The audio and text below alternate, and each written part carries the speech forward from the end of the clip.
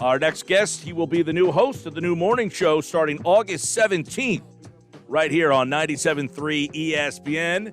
Keyshawn Johnson, Jay Williams, and the host of the show, Zubin Mehenti, will join us now. Now, Zubin's an interesting guy. He's been all over the place, including right here in New Jersey. Who knew? Now, Pete Thompson was listening. Now, he is texting me nonstop saying that Zubin knows him. I said, everybody knows you, Pete Thompson. Apparently, Zubin worked in Des Moines and PT worked in Nebraska. And I said, they're different states, PT. But apparently, Zubin also worked at TV 40, which is no longer here, where PT, of course, was the sports director for years. So let's bring now Zubin Mehenti in. He's the new host of the morning show, August 17th, 6 to 10, right here on 97.3 ESPN. Now, Zubin, please tell me that Pete is lying, that you actually don't know him. No, I absolutely know. I would also tell you, in his defense, Iowa and Nebraska share a border, so you're closer than you really think with us, even out in the Midwest. I got to tell you something, guys.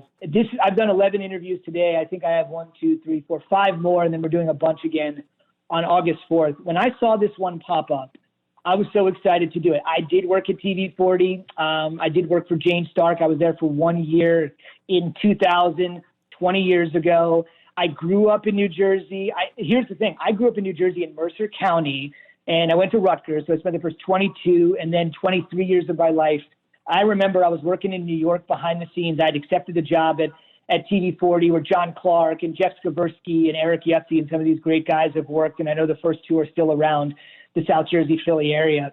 I actually took public transport. I was like a young kid. I didn't really have much at all, and I took a bus from New York City down to the station, and I remember they let me off on a patch of grass. I assume, I know the station is now defunct, but I stepped off the bus. It was searing hot, August 25th, 2000. A patch of grass between a 7-Eleven and the station, maybe like a quarter mile from Mainland High School. And I was like, here we go. We're going to do it. And I've lost touch with him over the years. I really hope he's still alive. He was an amazing man to me. He was an elderly guy. I don't know if Tom Williams is still around. Oh, yeah. He does work with us here.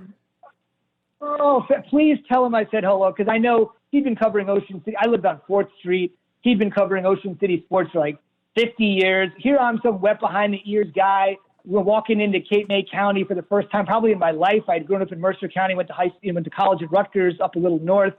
This guy welcomed me so much. And I still remember 20 years ago, I was only there for 1 year. It's the shortest place I've ever worked. I've been at ESPN 9. But just to be a part of a group of guys like that, like Tom, and I'll give you a funny little story. The press of Atlantic City was always ranking the great high school teams. And, Mike Dearman, who was the sports director at the time, we got together and we were like, hey, man, we're the only TV station. The press of Atlantic City obviously has a lot more street cred. Michael McGarry was there at the time. He was doing all the rankings. Still there. And I said, why don't we have great. Oh, please tell him I said hello.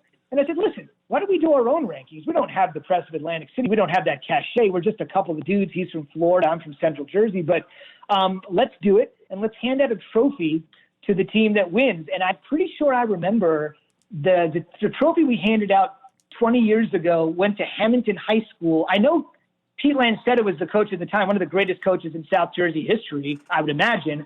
I don't think he's probably there anymore, but I still remember. Well, it's funny you say he retired from there, and then about 2 years later he went to St. Augustine. So he is now the coach at St. Augustine. Oh, that's fantastic! I'm glad to see he's still going. I remember Coach Degenhart at Ocean City. We used to go to Egg Harbor, Atlantic. I mean, all over the place.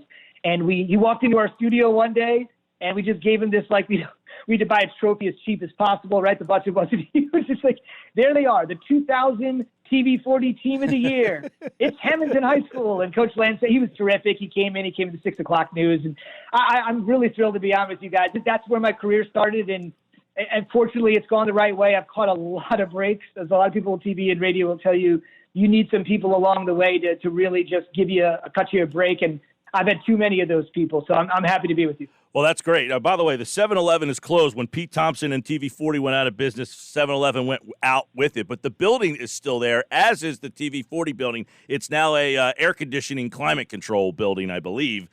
Pete Thompson does a Saturday show for us.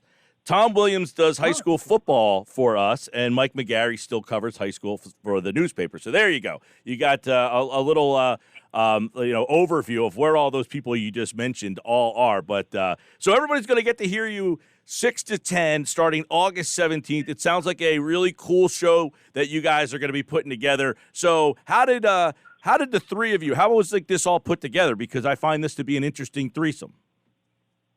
So, yes, I definitely believe I think it's fair to say, even though I'm not a radio veteran by any means, that this is probably one of the more unique pairings in sports talk radio history. I think that's fair to say.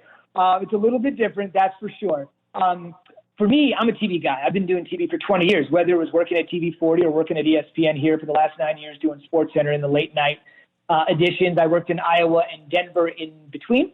So I'm a TV guy. So they actually called me one day, and they just offered it. I knew the show was going to be changing, and I've always been amazed at how many people in the press cover the press. That never really used to be a gigantic thing.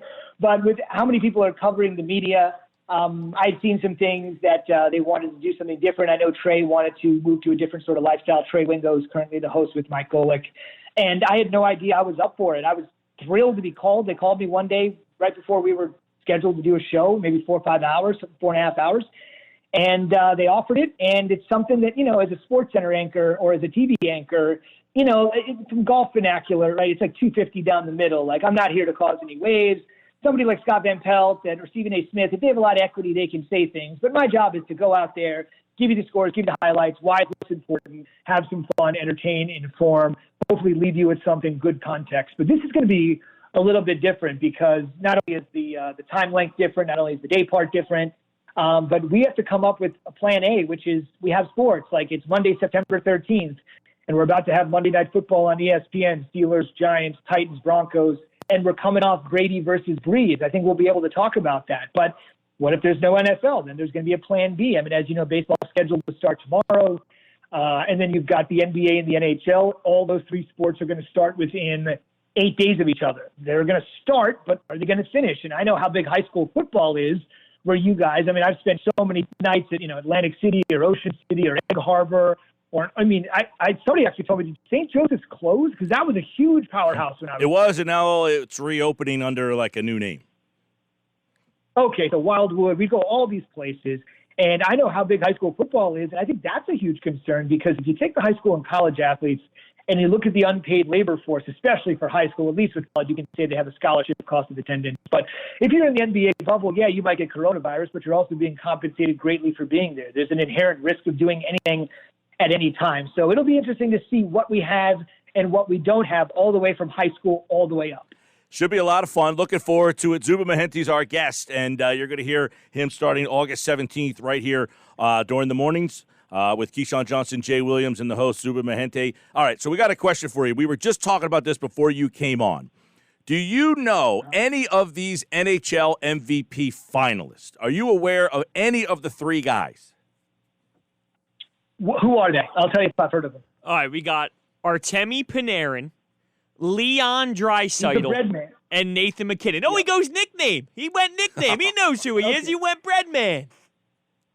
So Breadman is Artemi Panarin. I spend too many nights with Barry Melrose here doing hockey. We have a big hockey show on ESPN+. Draisaitl actually is probably having one of the most underrated seasons in NHL history. If you're a fan, but because of where he plays and it's the NHL, you know what I mean by that with the four major pro, he's not getting a lot of shine, but his numbers are off the charts. And I actually used to work in Denver, so I know McKinnon pretty well. So I'm not a big hockey guy. I'm not Barry Melrose or Don Cherry or anything like that. But in this particular case, I can go 3 for 3. I just said, because I was watching SportsCenter last night when they unveiled these three guys, I said, I would imagine that 90% of our audience right now has no idea who at least two of the three of those guys are, and they're up for the biggest award in the league. Yeah, unless it's Ovi or Crosby or any of these guys, no one really knows.